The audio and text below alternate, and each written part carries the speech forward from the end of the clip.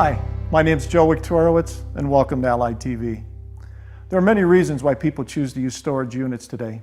Sometimes your new home isn't ready to be moved into at the time of your move, so you turn to storage to house your items, or maybe you want to declutter your home a bit.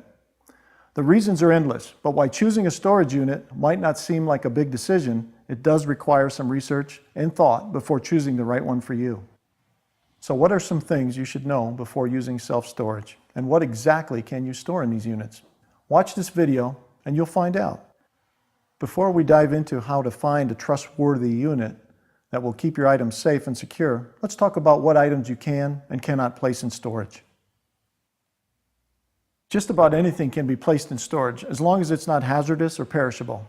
Items such as food, plants, gasoline are just some of the goods that would be considered either hazardous to store or perishable and should not be taken to self-storage units. Items such as computers, mattresses, clothes, home decorations, etc. are some examples of goods that are safe and acceptable for storage. Now that you know what can and cannot be placed in storage, let's take a look at 4 important questions you should ask before choosing a unit. Number 1, does the storage unit come with a stack of papers listing fine print fees and additional hidden costs? If so, it's best to avoid. The last thing you want when looking for a place to store your items are hidden charges that are tagged on after agreeing to rent the unit. Number 2, does the storage unit charge a ton of startup fees? Again, you don't want to go with a storage unit that's going to make you pay more than what you need. As a rule, you really shouldn't have to pay more than $30 to start up your storage unit.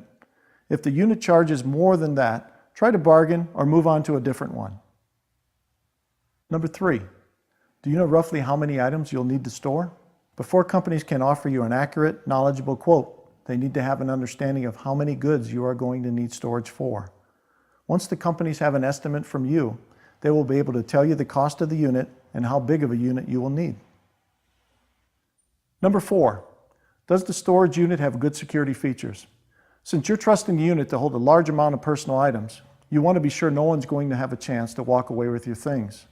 Security cameras and locks should be prevalent throughout the unit to ensure the best safety. Once you've asked each of these questions and are satisfied with your answers, you'll have an easier time in choosing which storage unit to go with. After choosing the unit, another important step to take is to inspect the unit yourself.